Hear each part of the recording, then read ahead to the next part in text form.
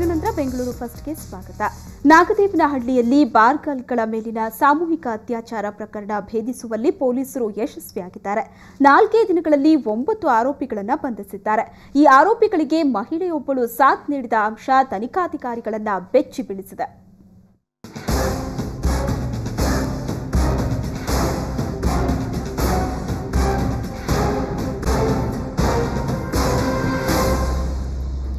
ಮೊನ್ನೆ 19ರಂದು ಮಧ್ಯರಾತ್ರಿ 1:30 ಸಮಯ ಸುಮಾರು 12 ಜನ ದುಷ್ಕರ್ಮಿಗಳು ಬೆಂಗಳೂರಿನ ಹೊರವಲಯದಲ್ಲಿರೋ ನಾಗದೇವನಹಳ್ಳಿಯಲ್ಲಿ ಬಾರ್ ಗರ್ಲ್ಸ್ ವಾಸವಿದ್ದ ಬಾಡಿಗೆ ಮನೆಗೆ ನುಗ್ಗಿದ್ದರು.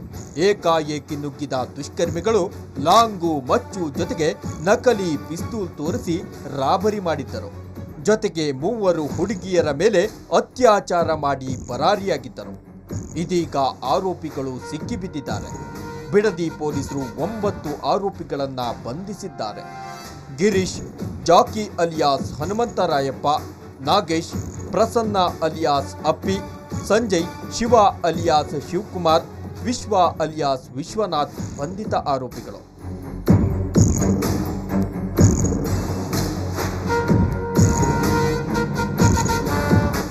ಅಧಿಕಾರಿಗಳ ಹತ್ರ ಚರ್ಚೆ ಮಾಡಿ ವಿಶೇಷ ತಂಡವನ್ನ ರಚಿಸಿ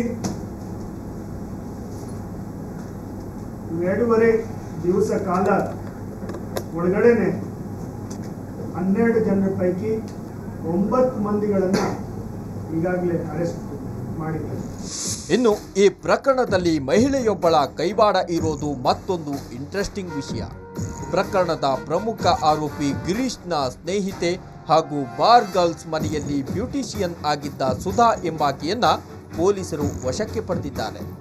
ಈಕೆನೇ ಬಾರ್ ಗರ್ಲ್ಗಳ ಚಲನವಲನಗಳ ಮಾಹಿತಿಗಳನ್ನ ಆರೋಪಿಗಳಿಗೆ ನೀಡುತ್ತಿದ್ದಳಂತೆ.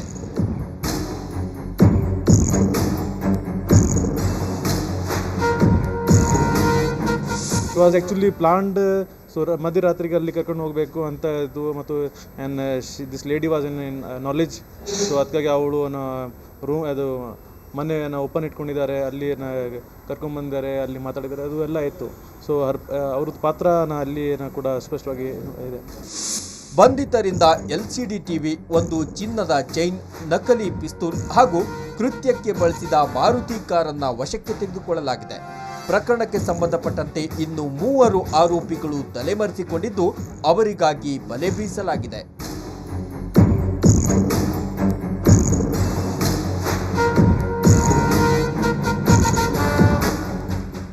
ಬೆಂಗಳೂರಿನಿಂದ ಕ್ಯಾಮರಾಮನ್ ಮಲ್ಲಣ್ಣಗೌಡ ಜೊತೆ ಗುಂಡೂರಾವ್ RM, ಸುವರ್ಣ ನ್ಯೂಸ್.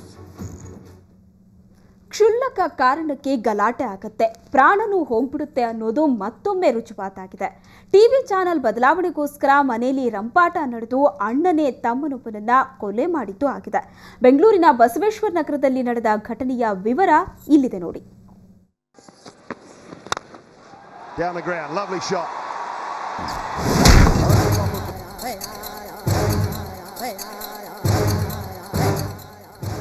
ಹುಟ್ಟುತ್ತಾ ಅಣ್ಣ ತಮ್ಮಂದಿರು, ಬೆಳೆಯುತ್ತಾ ದಾಯಾದಿಗಳು ಅನ್ನೋ ಮಾತು ಕೇಳಿರ್ತೀವಿ.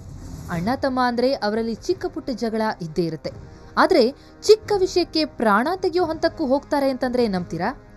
ಬೆಂಗಳೂರಿನ ಬಸವೇಶ್ವರ ನಗರದಲ್ಲಿ ಇಂತಹದೊಂದು ಘಟನೆ ನಡೆದಿದೆ. ಟಿವಿ ಚಾನೆಲ್ ಬದಲು ಮಾಡಲಿಲ್ಲ ಅನ್ನೋ ಕಾರಣಕ್ಕೆ ಅಣ್ಣನೇ ತಮ್ಮನನ್ನ ಕೊಲೆ ಮಾಡಿದ್ದಾನೆ. ಇಷ್ಟಕ್ಕೂ ಆಗಿದ್ದೇನೆಂದ್ರೆ ನಿನ್ನೆ ರಾತ್ರಿ ಅಣ್ಣ ನವೀನ್ ಕುಡಿದು ಮನೆಗೆ ಬಂದಿದ್ದಾನೆ. ಈ ವೇಳೆ ತಮ್ಮ ಶ್ರೀನಿವಾಸ್ ಕ್ರಿಕೆಟ್ ನೋಡ್ತಾ ಕುಳಿತಿದ್ದ. ಆಗ ಅಣ್ಣ ಚಾನೆಲ್ ಬದಲಾಯಿಸಲು ಹೇಳಿದ್ದಾನೆ. ಅದಕ್ಕೆ ತಮ್ಮ ಒಪ್ಪದಿದ್ದಾಗ ಜಗಳವಾಗಿದೆ.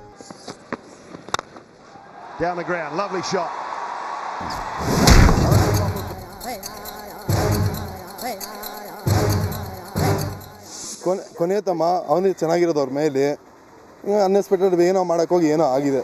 ಟಿವಿ ಚಾನೆಲ್ ಅಂದರೆ ಅವನು ಕುಡ್ದಿದ್ದಲ್ವಾ ದೊಡ್ಡವನು, ಇನ್ನು ಚಿಕ್ಕವರು ದೊಡ್ಡವರು ಆದಮೇಲೆ ಚಿಕ್ಕವ್ರು ಹೇಳಿದ ಮಾತು ಕೇಳಬೇಕಲ್ವಾ. ದೊಡ್ಡವನಿಗೆ ಅವ್ನು ಕೇಳಿಲ್ಲ, ಅವನೇ ಮಾಡೋಕ್ಕೋಗಿ ಅದು ಕೋಪದಲ್ಲ ಹಿಂಗೆ ಹೊಡೆದವನೇ. ಇಬ್ಬರ ನಡುವಿನ ಮಾತಿನ ಚಕಮಕಿ ವಿಕೋಪಕ್ಕೆ ತಿರುಗಿದೆ. ಈ ಸಂದರ್ಭದಲ್ಲಿ ಅಣ್ಣ ನವೀನ್ ಕೈಗೆ ಸಿಕ್ಕ ಚಾಕುವಿನಿಂದ ತಮ್ಮ ಶ್ರೀನಿವಾಸ್ನ ತೊಡೆ ಹಾಗೂ ಕತ್ತಿನ ಭಾಗಕ್ಕೆ ಇರಿದಿದ್ದಾನೆ. ತೀವ್ರ ರಕ್ತಸ್ರಾವಗೊಂಡ ಶ್ರೀನಿವಾಸ್ ಆಸ್ಪತ್ರೆಯಲ್ಲಿ ಕೊನೆಯುಸಿರೆಳೆದಿದ್ದಾನೆ. ಏನೋ ಮಾಡಲು ಹೋಗಿ ಮತ್ತೇನೋ ಆಯ್ತಲ್ಲ ಅಂತ ಅಣ್ಣ ಈಗ ಕಣ್ಣೀರಿಡ್ತಾ ಇದ್ದಾನೆ. ಡ್ರೈವರ್ ಆಗಿ ಕೆಲಸ ಮಾಡ್ತಿದ್ದ ಶ್ರೀನಿವಾಸ್ನನ್ನ ಕಳೆದುಕೊಂಡ ಕುಟುಂಬ ಕಂಗಾಲಾಗಿದೆ.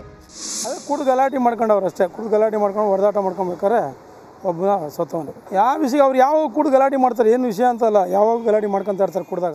ಪ್ರಕರಣ ದಾಖಲಿಸಿಕೊಂಡಿರುವ ಬಸವೇಶ್ವರ ನಗರ ಪೊಲೀಸರು ಅಣ್ಣನನ್ನ ಬಂಧಿಸಿದ್ದಾರೆ.